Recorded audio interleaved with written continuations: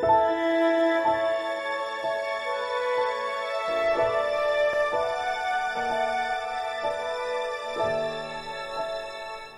pessoal, tudo bem? Convido vocês para mais um encontro e eu gostaria de refletir com vocês como tema de hoje os 10 mandamentos. Eu acho que todos nós, por menor que seja o nosso conhecimento sobre as Sagradas Escrituras, nós já ouvimos falar dos 10 mandamentos, né? A lei que o próprio Deus escreveu nas tábuas de pedra lá no Monte Sinai e entregou ao seu povo, aquele povo recém-liberto da escravidão do Egito, né, através de Moisés. Então é sobre essas leis, os 10 mandamentos, e esse contexto relacionando os 10 mandamentos com a nova lei do Novo Testamento, dada por Jesus Cristo, é que nós queremos focar, é que nós queremos refletir com vocês hoje. Mas antes, como nós sempre fazemos, vamos invocar o Espírito Santo para que ele nos conceda o dom do entendimento e possa nos acompanhar e nos dar o discernimento neste dia de hoje também. Vamos iniciar então em nome do Pai, do Filho e do Espírito Santo. Amém. Vinde, Espírito Santo, enchei os corações dos vossos fiéis e acendei neles o fogo do vosso amor. Enviai o vosso Espírito e tudo será criado e renovareis a face da terra. Ó Deus, que instruístes os corações dos vossos fiéis com a luz do Espírito Santo, fazei que apreciemos retamente todas as coisas, segundo o mesmo Espírito, e gozemos sempre de sua consolação, por Cristo e Senhor nosso. Amém. Em nome do Pai, do Filho e do Espírito Santo. Amém.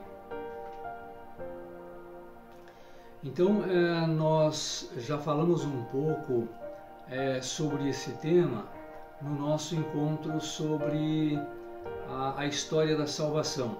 Então foram 3 episódios, né, onde nós conversamos sobre o Antigo Testamento e mais um onde nós falamos da continuidade da história da salvação com a história da igreja.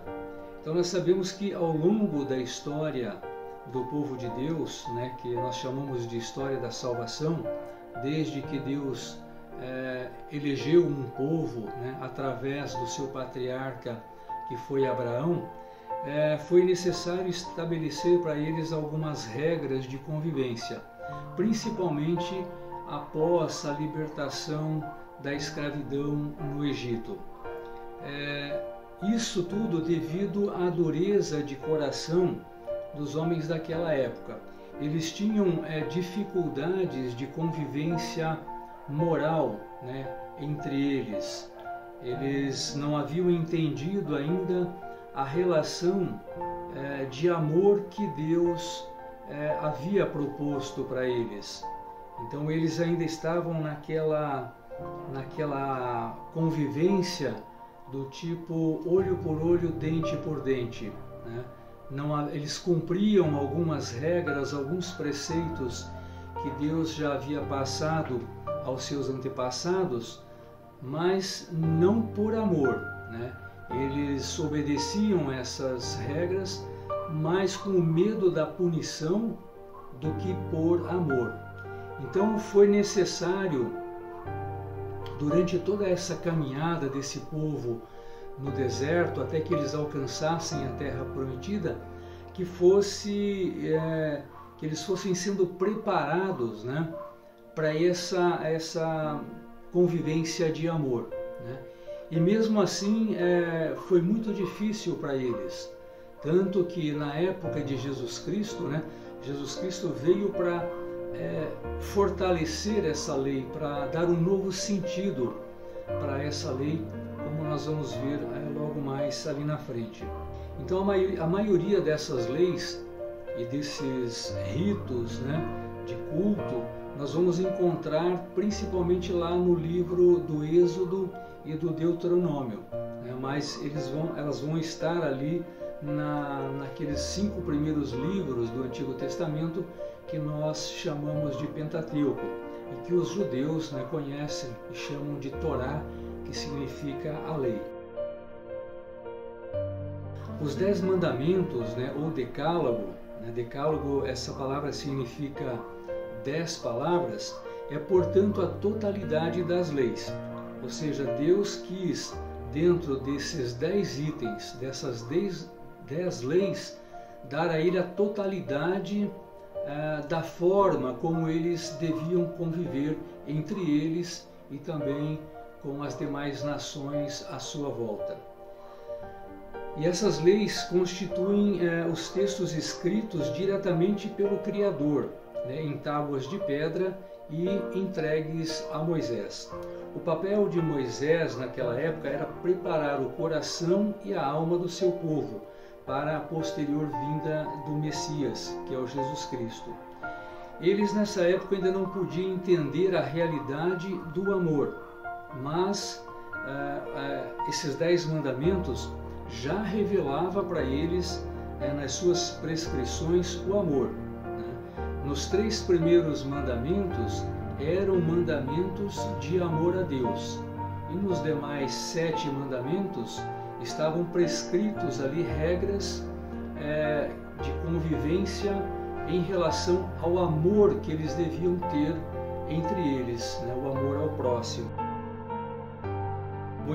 Moisés viveu num contexto no qual o povo israelense, assim como todo o restante da humanidade, incluindo os povos, né, que habitavam em volta deles, eles estavam mergulhados na mais completa ignorância espiritual, sem nenhuma disciplina, sem ética, carente de todos os preceitos morais, entregues à total violência, como nós falamos, né, olho por olho, dente por dente.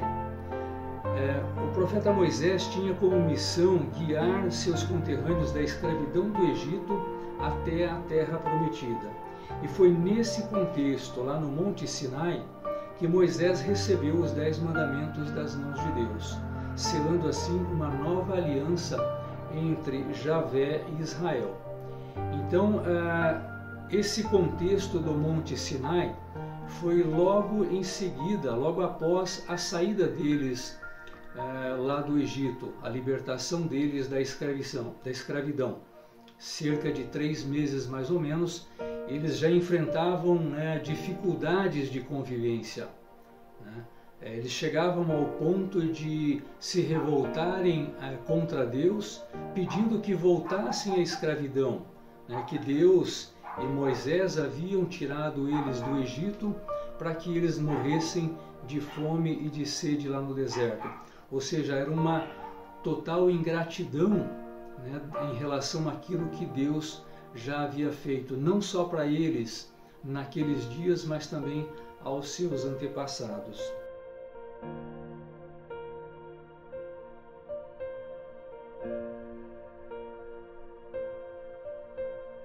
Vamos falar um pouquinho sobre os 10 mandamentos, mas eu gostaria de falar com vocês da seguinte forma. A maioria de vocês deve conhecer os 10 mandamentos na forma simplificada, ou seja, de uma forma catequética. Esses 10 mandamentos, eles tiveram os seus títulos abreviados ou simplificados para facilitar o ensinamento, facilitar a catequese, principalmente a catequese dos pequenos, né, dos adolescentes e crianças. Mas nós vamos avançando, comparando essa fórmula simplificada com uma fórmula que está na Bíblia, né?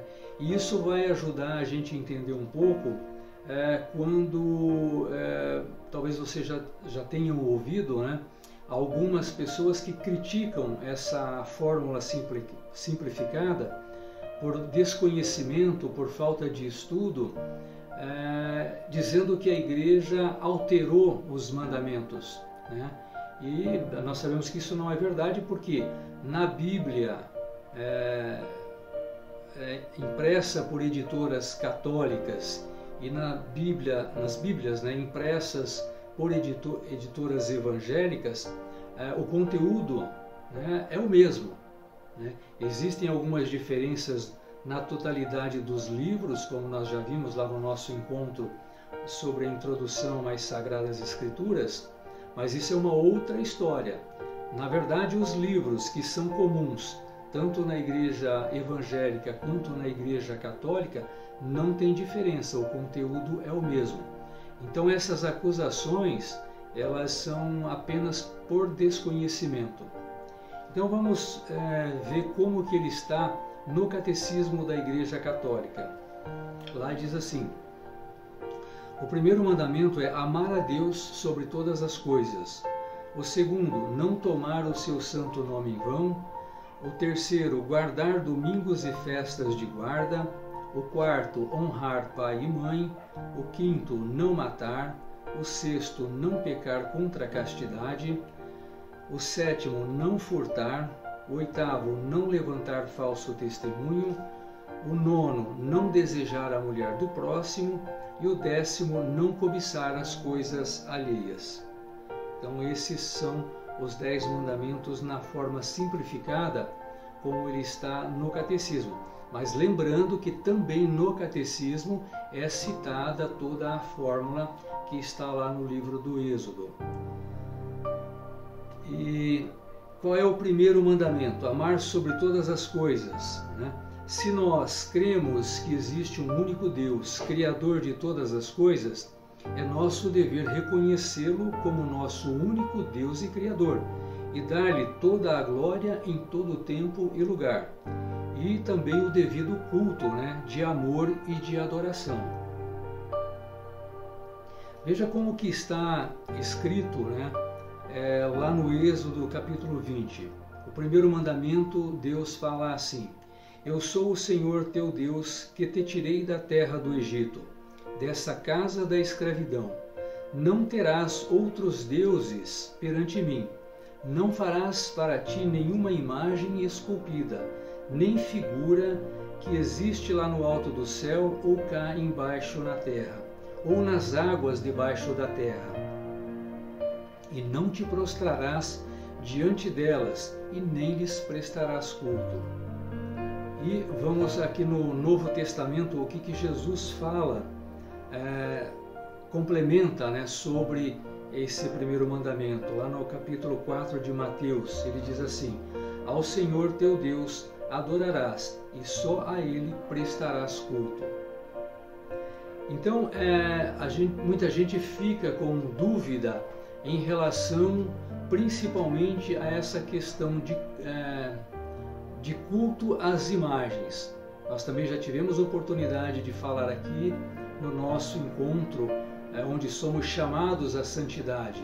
Então nós explicamos, deixamos bem claro lá a questão da diferença entre os cultos que nós prestamos aos santos, o culto que nós prestamos à Virgem Maria e o culto maior que nós prestamos somente a Deus, a Santíssima Trindade e ao Jesus Eucarístico, né? Então a Igreja, ela tem essas três formas de culto, esses três, vamos imaginar assim, esses três níveis de culto. O primeiro deles é o culto chamado de dulia, que é o culto mais simples de honra e de respeito que nós damos aos santos da Igreja, né? Depois nós temos o culto de hiperdulia, que é um culto maior, também de respeito e de honra, que nós só fazemos à Virgem Maria. E por fim o terceiro, né, e maior culto, que é o culto de adoração. Esse culto de adoração, ele é dado somente à Santíssima Trindade e a Jesus Eucarístico, né, que é o culto de adoração. Então quando nós falamos amar a Deus sobre todas as coisas, nós já estamos eliminando todas essas questões de adoração de imagem, de adoração aos santos e assim por diante. Adoração na Igreja é somente a Santíssima Trindade. O que nós prestamos aos santos e à Virgem Maria são apenas um culto de honra e de respeito por tudo aquilo que eles viveram dentro das suas comunidades, dentro dos seus contextos, ou seja, um culto de respeito a todo o bem que eles fizeram, a toda a causa que eles lutaram. Muitos deles, a grande maioria deles, se tornaram mártires pela causa de Jesus Cristo. Morreram por não negar a sua fé em Cristo. Então, por isso que nós prestamos cultos, de honra e de respeito a esses santos. Muitos santos que são conhecidos pelos seus milagres e muitos santos que são conhecidos por toda a sua luta dentro da igreja contra as heresias, santos que estiveram ao lado da igreja nos momentos mais difíceis da igreja e se tornaram doutores da igreja. Então essa é a grande diferença que precisa ficar bem claro para todos nós. Então esse mandamento, esse primeiro mandamento, ele não nos proíbe, não nos tira o direito de termos imagens de santos e da Virgem Maria em nossa casa ou nas igrejas, como é tradição na Igreja Católica. O grande problema da idolatria não é o fato de você ter uma imagem desses santos ou da Virgem Maria dentro de casa. O que realmente nos proíbe esse mandamento, e é aí que nós precisamos estar muito atentos, que aí sim pode caracterizar essa questão da idolatria. O que é idolatria para nós? É a adoração de deuses falsos, crer em outros deuses que não sejam o nosso Deus Criador, o nosso Deus único. O que realmente nos proíbe esse mandamento e que nós precisamos estar sempre muito atentos, para não cairmos nesses erros e aí sim cometermos o risco de idolatria. Nós não podemos, como cristãos, crer em qualquer coisa contrária à fé apostólica, ou seja, aquilo que os apóstolos nos ensinou, ou sequer admitir qualquer dúvida em relação a isso. Então nós não podemos ter dúvidas daquilo que está na Sagrada Escritura ensinada pelos apóstolos, aquilo que está escrito tanto nos quatro evangelhos, como nas cartas paulinas e nos demais livros e assim por diante. Nós não podemos de maneira alguma desconfiar da misericórdia e da bondade de Deus. Nós não podemos aceitar, reter ou propagar qualquer escrito que seja contrário à doutrina apostólica, à doutrina dos apóstolos. Nós não podemos de forma alguma tomar parte em algum culto falso ou em práticas, por exemplo, de espiritismo, adivinhação, magias ou qualquer coisa supersticiosa. Então nós não podemos de forma alguma estar carregando amuletos, estar consultando signos, cartas, tarôs, esse tipo de coisa. Tudo isso não faz parte das obras de Deus. O ateísmo também é uma coisa que nega a existência de Deus, então nós não podemos sequer pensar em crer nesse tipo de coisa. E também nós temos que tomar muito cuidado, e aí talvez seja o nosso ponto principal, nós já falamos aqui também, que é colocar qualquer coisa ou qualquer pessoa, inclusive, entre nós e Deus. Então esse amor idólatra que nós às vezes costumamos ter pelos bens materiais e até mesmo às vezes por pessoas, nós precisamos muito cuidado. Então Deus deve ser o centro da nossa vida, estar diante de nós. Nós não podemos deixar que nada esteja entre nós e Deus. E não é difícil a gente observar até situações onde pessoas colocam bens materiais até acima de Deus. Como que é isso? Como é que a gente percebe isso? Por exemplo, nós já citamos aqui, você deixar de ir a uma missa dominical por conta de reuniões com os amigos, um almoço, uma janta, um jogo de futebol, uma balada. Então isso é idolatria, ou seja, você está dando mais valor, você está dando preferência para essas coisas materiais do que pelas coisas de Deus. Então, nós vamos ver no terceiro mandamento que a igreja não nos proíbe, no domingo, a questão do descanso, da convivência familiar e tudo mais, mas como primeira obrigação nós temos que participar da Eucaristia, da missa dominical. Lembrando que a missa dominical são aquelas missas, a partir do sábado à noite. Então todas as paróquias têm pelo menos 3 ou 4 horários entre sábado à noite e domingo à noite de missas que você pode ir. Então isso não justifica você deixar de ir à missa por conta de outros compromissos.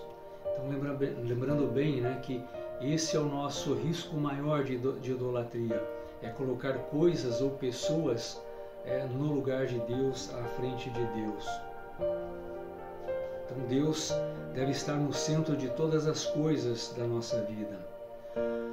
O segundo mandamento, como é que ele está no catecismo? Não tomar o seu santo nome em vão. Como que ele está escrito lá no Êxodo? Não tomarás em vão o nome do Senhor teu Deus, pois o Senhor não deixará impune quem tomar o seu santo nome em vão.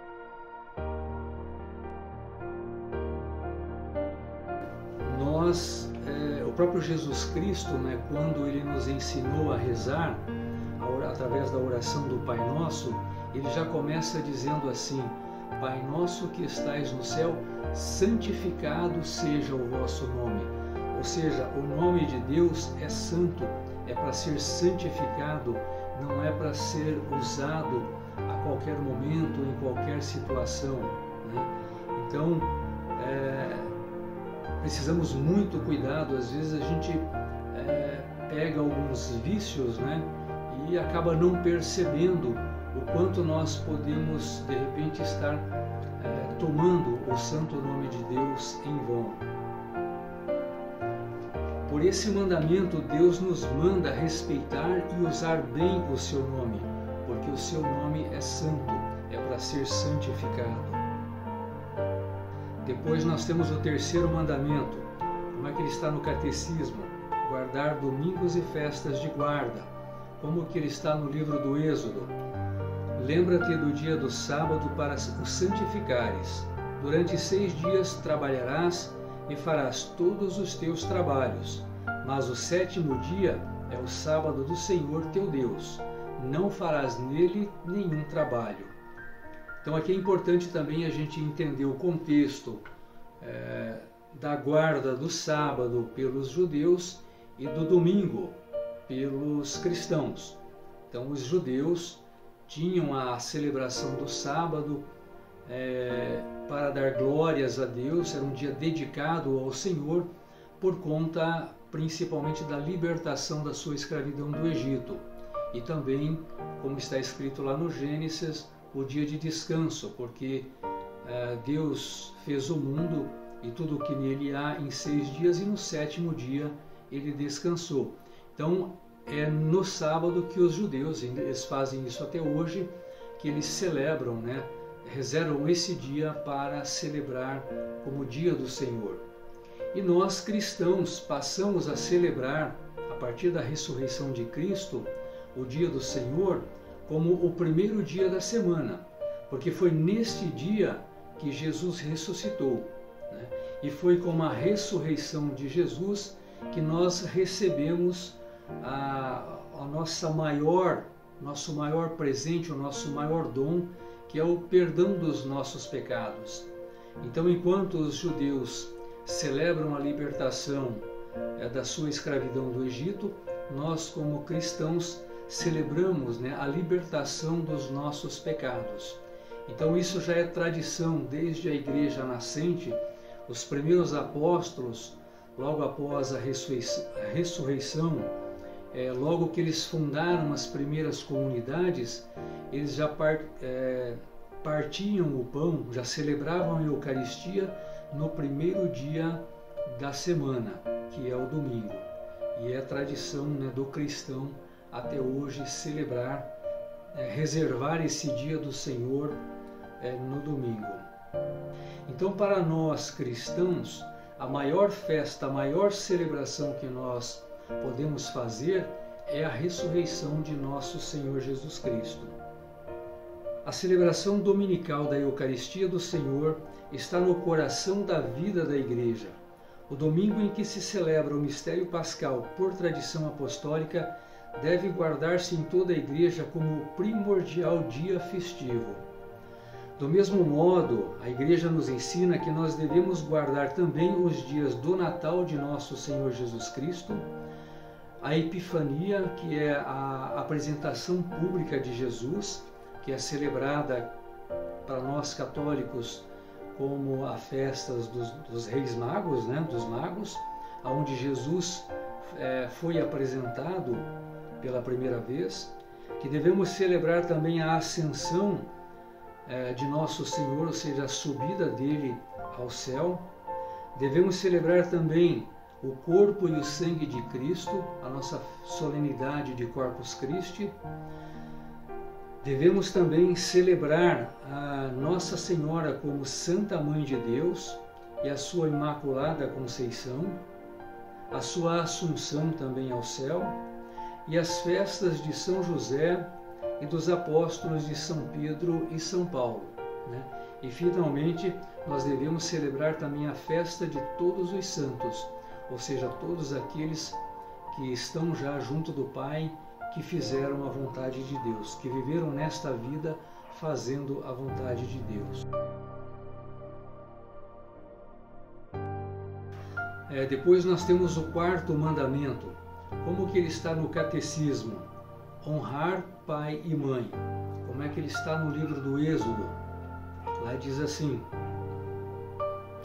honra pai e mãe, a fim de prolongares os teus dias na terra que o Senhor teu Deus te vai dar. Então aqui fica clara, né, que para Deus nós devemos honrar nossos pais e nossas mães, né? Então o próprio Evangelho de Lucas, ele nos dá um exemplo de que Jesus, ele honrava, ele respeitava José e Maria. Esse trechinho que eu vou ler diz assim: e desceu com eles e foi para Nazaré, e era-lhe submisso. Outras traduções diz, né, que ele era-lhes obediente. Esse versículo, esse verso, ele faz parte daquele contexto quando a família, né, de Jesus estava em Jerusalém e saíram, né, de volta para Nazaré, que era a sua terra, e no meio do caminho, em algum ponto, eles perceberam que Jesus não estava com a comitiva. Então eles voltaram para Jerusalém apressadamente e, procurando Jesus, encontraram ele lá no templo, conversando, né, com os doutores da lei, né? Então José e Maria falam com Jesus, né, e a partir disso eles voltam para alcançar a comitiva. E Lucas encerra esse trecho do Evangelho dizendo: e desceu com eles, né, Jesus desceu com eles e foi para Nazaré, onde lhes era submisso, onde lhes era obediente. São Paulo também, na sua carta aos Efésios, no capítulo 6, diz assim: filhos, obedecei aos vossos pais no Senhor, pois é isso que é justo. Honra pai e mãe, pois este é o primeiro mandamento com uma promessa, para que sejas feliz e gozes de vida longa sobre a terra. Então é aquilo que está lá no livro do Êxodo.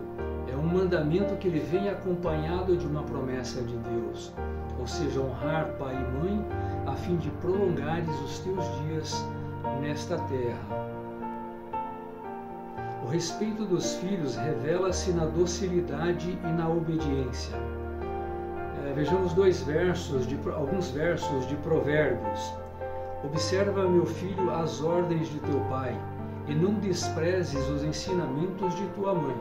servir-te-ão de guia no caminho, velarão por ti quando dormires, e falarão contigo ao despertares. O outro diz assim: o filho sábio é fruto da correção paterna, mas o insolente não aceita a repreensão.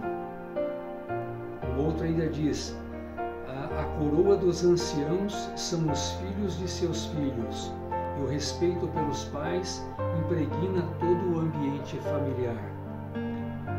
São Paulo, ainda também na sua carta aos Efésios, ele fala: suportai-vos uns aos outros na caridade, com toda a humildade e mansidão. Se São Paulo diz que nós devemos nos tratar, né, na caridade, com toda a humildade, entre nós que somos próximos, quanto mais em relação aos nossos pais. Por outro lado, a Igreja também nos ensina que os pais devem olhar para os seus filhos como filhos de Deus e respeitá-los como pessoas humanas, e devem educar os seus filhos no cumprimento da lei de Deus. Os pais são os primeiros responsáveis pela educação dos filhos, testemunham essa responsabilidade, primeiro pela criação de um lar, onde são regra a ternura, o perdão, o respeito, a fidelidade e o serviço desinteressado. O lar deve ser um lugar apropriado para a educação das virtudes, a qual requer a aprendizagem e toda a abnegação. Os pais têm a grave responsabilidade de dar bons exemplos aos seus filhos. E os pais também, sabendo reconhecer diante deles os próprios defeitos, serão mais capazes de os guiar e os corrigir. Então a gente deve ter, os pais devem ter a humildade de reconhecer também os seus erros perante os seus filhos. Aquele que dá ensinamentos ao seu filho será louvado, e vós, pais, não irriteis os vossos filhos, pelo contrário, educai-os com disciplina e advertências, inspiradas pelo Senhor. Quem diz isso é São Paulo, ainda na sua carta aos apóstolos. Muito bem, o que diz o 5º mandamento? No Catecismo diz não matar. No Êxodo, muito parecido, não matarás. O que Jesus Cristo nos fala está narrado lá no capítulo 5 de Mateus. Ouvistes o que foi dito aos antigos: não matarás. Aquele que matar terá de responder em juízo. Eu, porém, digo-vos: quem se irritar contra o seu irmão será réu perante o tribunal. E lá no Sermão da Montanha, né, o Senhor ele lembra também que nós devemos tomar cuidado, né, com a ira do ódio e da vingança. E mais ainda, né, Cristo exige do seu discípulo que ofereça a outra face, que ame os seus inimigos. O que ele quis dizer com isso? Que nós devemos ter cuidado também no nosso trato com os próximos, né? Porque a ira, o ódio, a vingança, mesmo que ela não tire a vida física de uma pessoa, ela pode tirar a vida espiritual, ela pode matar essa pessoa do ponto de vista psicológico. Então, muitas vezes, a pressão exercida sobre as pessoas mais fracas pode tirar dela todo o gosto pela vida. Então, matar não é só fisicamente.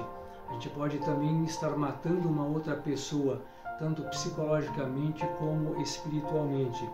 Então, nós devemos tomar muito cuidado no trato com as pessoas, principalmente nas pessoas mais frágeis. O que a Igreja nos ensina em relação à legítima defesa? Diz assim: o amor para consigo mesmo permanece um princípio fundamental de moralidade e, portanto, legítimo fazer respeitar o seu próprio direito à vida. Quem defende a sua vida não é réu de homicídio, mesmo que se veja constrangido a desferir sobre o agressor um golpe mortal. Portanto, se para nos defendermos usarmos de uma violência maior do que a necessária, isto será ilícito. Mas se repelirmos a violência com moderação, isso será lícito. E não é necessário para a salvação que se deixe de praticar tal ato de defesa, para evitar a morte do outro, porque se está mais obrigado a velar pela própria vida do que pela alheia. Isso quem disse foi São Tomás de Aquino, num dos seus escritos chamado Suma Teológica. Então, é uma interpretação da Igreja de que uma morte em legítima defesa, ela não nos leva a ser réu perante o tribunal de Deus. Mas aí precisa muito cuidado, é importante que se reflita muito bem esse tema. E o que a Igreja nos ensina sobre o aborto? Ela diz assim: a vida humana deve ser respeitada e protegida de modo absoluto, a partir do momento da concepção. Desde o primeiro momento da sua existência, devem ser reconhecidas a todo ser humano os direitos da pessoa, entre os quais o direito inviolável de todo ser inocente à vida. Veja o que está escrito, o que Deus nos fala através do profeta Jeremias. Antes de te formar no ventre materno, eu te escolhi. Antes que saísses do seio da tua mãe, eu te consagrei. Então a gente precisa entender que a vida ela vem muito antes da concepção, Então a vida material ela se inicia com a concepção, mas como a gente pode ver aqui, Deus nos amou antes da nossa geração. Veja o que está escrito lá no Salmo 139. Vós conheceis já a minha alma e nada do meu ser vos era oculto, quando secretamente era formado, modelado nas profundezas da terra. E a Igreja ainda nos diz mais. A Igreja afirmou desde o século I a malícia moral de todo o aborto provocado. E esta doutrina não mudou, continua invariável. O aborto direto, isto é, querido, e como fim ou como meio, é gravemente contrário à lei moral. Deus, Senhor da vida, confiou aos homens para que estes desempenhassem do modo digno o nobre encargo de conservar a vida. Esta deve, pois, ser salvaguardada com extrema solicitude desde o primeiro momento da concepção. O aborto e o infanticídio são crimes abomináveis, ou seja, a Igreja ela condena o aborto desde já do seu início, desde a Igreja primitiva. Isso já se encontra registrado em um documento chamado Didaqué. Didaqué era o catecismo já das primeiras igrejas, Ali o ensinamento que eram dados àqueles que queriam iniciar a sua vida cristã. Então esse é o documento. Nesse documento já se existia o registro, em relação ao aborto, ou aquilo que a Igreja condena desde o seu princípio. O que a Igreja nos fala ainda sobre o suicídio? O suicídio contraria a inclinação natural do ser humano para conservar e perpetuar a sua vida. É gravemente contrário ao justo amor de si mesmo. Ofende igualmente o amor do próximo, porque quebra injustamente os laços de solidariedade com as sociedades familiar, nacional e humana, em relação às quais temos obrigações a cumprir. O suicídio é contrário ao amor do Deus vivo. Óbvio que perturbações psíquicas graves, a angústia ou o temor grave de uma provação, de um sofrimento, da tortura, são circunstâncias que podem diminuir a responsabilidade do suicida.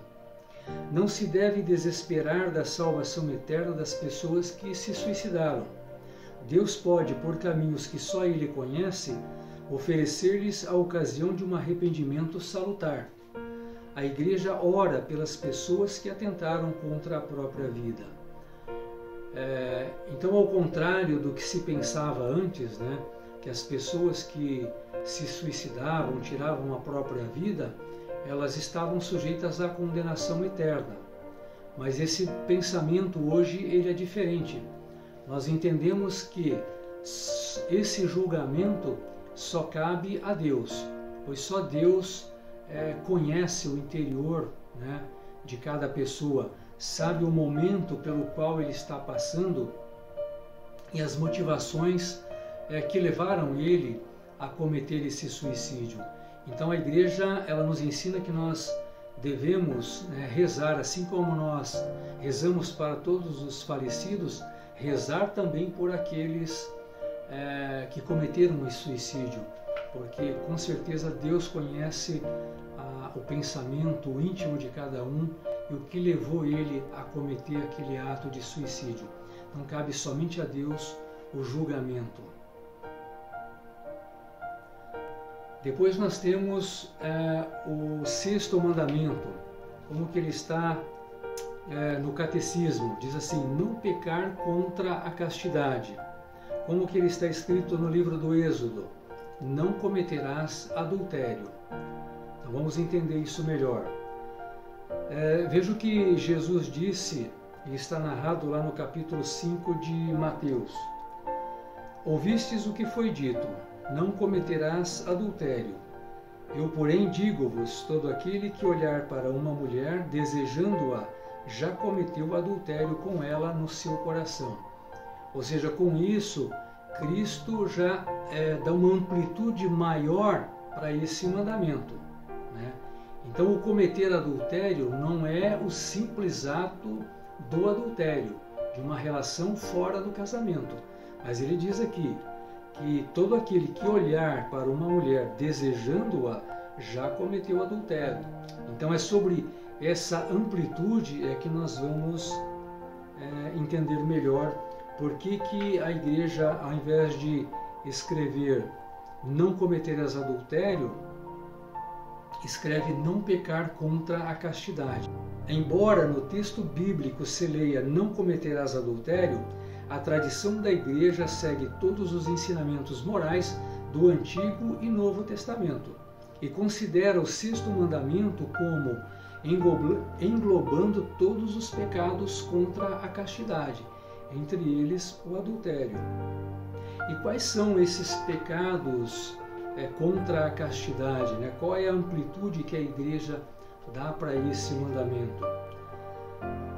Então, os pecados contra a castidade são a luxúria, que é o sexo desordenado, masturbação, a excitação voluntária a fim de conseguir prazer, a fornicação, sexo fora do casamento, a pornografia, tanto para quem fabrica, né, os conteúdos quanto para quem consome, a prostituição em todas as suas esferas, mulheres, homens, crianças, tanto para quem paga quanto para quem consome. Ou melhor, tanto para quem paga como para quem recebe. O estupro, né, qualquer forma de violência sexual, a homossexualidade, o incesto, ou seja, todos esses pecados, eles estão considerados como pecados contra a castidade. O corpo de um cristão, desde que recebeu o batismo, é um templo de Deus. Lembre-se que no nosso encontro, cujo tema foi o Espírito Santo, nós falamos que o nosso corpo ele é templo do Espírito Santo. Então, por isso que fala aqui que é templo de Deus. E nós não devemos profaná-lo, cometendo pecados de impureza, que expulsam ou que afastam Deus da nossa alma e a faça merecedora do inferno. A igreja entende que o sexto mandamento é muito mais abrangente do que simplesmente cometer um adultério, né? Seguindo o próprio exemplo de Jesus Cristo, que deu uma amplitude lá naquele contexto onde ele estava, né? Onde ele vivia, ele já deu essa amplitude para esse mandamento. Então a igreja, ao longo da sua existência, do seu magistério, também viu, né, a necessidade de ampliar também outros pecados como o pecado contra a castidade. Depois nós temos o 7º mandamento. No catecismo diz não furtar. No livro do Êxodo diz não roubarás. São Paulo, na sua primeira carta aos Coríntios, diz nem ladrões, nem gananciosos, nem salteadores herdarão o reino de Deus. O 7º mandamento prescreve a prática da justiça e da caridade na gestão dos bens terrenos e dos frutos do trabalho dos homens. Neste mandamento é proibida a mentira, ou seja, aquilo que não é nosso, aquilo que é fruto do trabalho de outras pessoas, né, com o seu suor, não nos pertence, não nos dá o direito de lhe tirar. Então é muito claro isso, né? Não roubar, não furtar, ou seja, qualquer ato, qualquer atitude, mesmo que seja aquela que você usa de enganação para tirar, né, alguma coisa do próximo, cai dentro desse mandamento. O 8º mandamento é não levantar falso testemunho, tanto no catecismo quanto no livro do Êxodo. Neste mandamento fica claro que é proibida a mentira e manda-se respeitar a boa fama do próximo. Nós devemos amar a verdade, porque Cristo é a verdade, e Ele nos ensinou que a verdade nos torna livre e também nos santifica. Então, o falso testemunho, o perjúrio, a mentira, cuja gravidade se mede pela natureza da verdade que ela deforma, né? Das circunstâncias, das intenções do mentiroso, que causa danos à imagem do próximo, isso é um falso testemunho, né? É um falso testemunho também um juízo temerário, aquele juízo onde você fala sem ter certeza, a maledicência, a difamação, a calúnia, tudo isso lesa e destrói a boa reputação e a honra, né, da outra pessoa. Vamos para o 9º mandamento. O que diz no catecismo? Não desejar ou não cobiçar a mulher do próximo. O que diz lá no Êxodo? Não cobiçarás a casa do teu próximo, não desejarás a mulher do teu próximo, nem o seu servo, nem a sua serva, nem o seu boi, ou o seu jumento, nem nada que lhe pertença. Então, veja o que São João ele fala sobre a questão da concupiscência, né? Ou seja, da questão do desejo desordenado. Ele fala sobre os desejos da carne, os desejos do olho e a soberba da vida. Então, esses 3 pecados de desejos, né, que abrange que está abrangendo nesse 9º mandamento. Então ele proíbe todo esse desejo da carne e da cobiça dos bens alheios, né? As formas de que o pudor se reveste, ela varia de cultura para cultura. No entanto, ele continua a ser toda parte um pressentimento, né, de uma dignidade humana.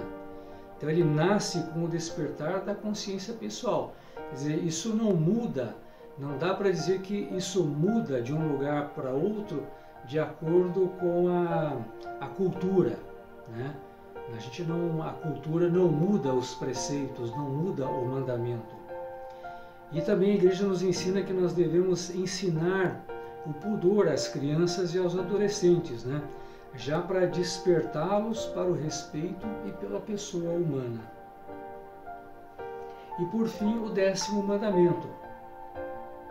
Como é que ele está escrito no catecismo? Não cobiçar as coisas alheias. Como é que ele está escrito no Êxodo? Não cobiçarás nada que pertença ao teu próximo, né? E ainda lá no Deuteronômio diz, não cobiçarás a casa do teu próximo, nem o seu campo, nem o seu servo, nem a sua serva, o seu boi ou o seu jumento, nem nada que lhe pertença. E aí Jesus diz assim no capítulo 6, né, de Mateus, Aonde estiver o teu tesouro, aí estará também o teu coração. Ou seja, se você está de olho naquilo que é dos outros, né, ali o seu coração vai estar também. Então, aí vem a questão da inveja, da cobiça e assim por diante. O 10º mandamento, ele desdobra e completa o 9º, que tem por objeto a concupiscência da carne. Proíbe cobiçar o bem do outro. É a raiz de onde procede o roubo, a rapina e a fraude, que são proibidos pelo 7º mandamento, que é não furtar. Os desejos dos olhos conduz à dolência e à injustiça, proibidas no 5º mandamento. A cobiça, bem como a fornicação, tem a sua origem na idolatria, proibida nos 3 primeiros mandamentos da lei. O 10º mandamento, então, incide sobre a intenção do coração e resume com o 9º todos os preceitos da lei. O 10º mandamento, ele proíbe a cobiça do bem alheio, que é a raiz do roubo, da pilhagem e da fraude. Proíbe deixar-se levar pelos desejos dos olhos, que leva a tantos pecados. Proíbe a avareza e a inveja, que são inimigas da ordem e da concórdia entre os indivíduos, as famílias, os povos e as nações. Pela cobiça dos bens alheios, quantas rinhas e inimizades entre irmãos e entre povos. Quantas desavenças familiares e adultérios por desejar a mulher do próximo. O 10º mandamento da lei nos ensina a viver desprendidos dos bens materiais e a trabalhar com diligência para melhorar a nossa situação atual, com o coração aberto às necessidades dos demais. Então devemos estar, os nossos bens, eles devem estar também a serviço daqueles que mais precisam. O que disse Jesus no Evangelho sobre os 10 mandamentos, ou a lei de Moisés? A gente viu que volta e meia, Jesus se confrontava com os doutores da lei. Aqui nós temos um trecho de um desses confrontos, que diz assim: E os fariseus, ouvindo que ele fizera emudecer os saduceus, reuniram-se no mesmo lugar. E um deles, doutor da lei, interrogou a Jesus para o experimentar, dizendo: Mestre, qual é o grande mandamento da lei? E Jesus disse-lhe: Amarás o Senhor teu Deus de todo o coração, e de toda a tua alma, e de todo o teu pensamento. Este é o primeiro e grande mandamento. Então a gente vê aqui nessa resposta de Jesus Cristo que ele já dá uma nova conotação naquele primeiro mandamento que foi dado a Moisés, que diz lá assim: Eu sou o Senhor teu Deus que te tirei da terra do Egito, dessa casa da escravidão. Não terás outros deuses perante mim. Não farás de ti nenhuma imagem esculpida, nem figura que existe lá no alto do céu, nem cá embaixo na terra, ou nas águas debaixo da terra. E não te prostrarás diante delas, nem lhes prestarás culto. Veja como nós falamos no início, que aquele povo, eles estavam vivendo a lei, mas sem a conotação do amor. Eles estavam vivendo e obedecendo essa lei, mas muitos até, como era o caso dos fariseus, dos saduceus, dos doutores da lei, mais por uma vivência de aparência do que realmente seguir estritamente a lei, aquilo que Deus pedia para eles, que era o amor entre eles e o amor a Deus. Então essas regras, esses 10 mandamentos que Deus havia dado a eles através de Moisés, era para que eles melhorassem a sua convivência, vivessem com mais amor. E Deus vem aqui e confirma tudo isso. Nós vemos que ele dá uma outra conotação para esse primeiro mandamento. Ele dá a conotação do amor. É amar a Deus sobre todas as coisas, de todo o teu coração, de toda a tua alma e de todo o teu pensamento, ou seja, com toda a sua inteligência. Por que Jesus disse? Porque ele sabe que para amar a Deus nós precisamos primeiro amar ao próximo, né? Então, se nós amamos a Deus e amamos ao próximo, nós cumprimos com tudo aquilo que está no mandamento. E Jesus ainda complementa, né? E o segundo é semelhante a este: amarás o teu próximo como a ti mesmo. E fala mais: desses 2 mandamentos dependem toda a lei e os profetas. Então Jesus, com essa nova interpretação da lei, ele em 2 mandamentos, ele cobre toda a lei do Antigo Testamento: amar a Deus e amar ao próximo. Quem ama ao próximo não mata, não rouba, não comete adultério, ou seja, não comete nenhum daqueles pecados que estão lá nos 10 mandamentos. E para finalizar, os 10 mandamentos, eles são importantes para qualquer sociedade. E na verdade não haveria sociedade se não vivenciasse, pelo menos parte desses mandamentos. Até porque, para quem não é cristão ou vive numa sociedade afastada de Deus, ou numa sociedade onde essas leis não existem e não são respeitadas, essa sociedade ela não dura, ela se desfaz, né? Ela não se desenvolve, ela se perverte, ela se torna muito ruim para todos os que fazem parte delas. E foi o Deus de Israel, o Deus de Isaac e de Jacó, que nos deu essas leis. Os 10 mandamentos em primeiro lugar, né? Com a nova interpretação de Jesus Cristo: amar a Deus sobre todas as coisas e amar ao próximo como a ti mesmo. À primeira vista, elas são poucas e simples, mas são absolutamente essenciais para que a sociedade exista e se mantenha. Então, ou seja, deveria ser básico, para toda a sociedade viver esses mandamentos. E a lição que a gente tira, a mensagem que fica para nós, é que Deus não pede muito de nós, né? Deus pede o simples, o básico, que é o amor, a convivência entre os homens com amor, e esse amor, dedicado a Deus, colocando Deus no centro de todas as coisas. Então, pessoal, essa era a mensagem que nós tínhamos para hoje sobre os 10 mandamentos. Lógico que nós falamos aqui de uma forma bastante superficial, isso é tema e conteúdo para se aprofundar bastante. Então, eu peço a vocês, continuo pedindo para que vocês continuem se aprofundando nesse tema e em todos os temas que nós já passamos para vocês, tá bom? Então, até a próxima, fiquem com Deus, se Deus quiser, logo estaremos de volta.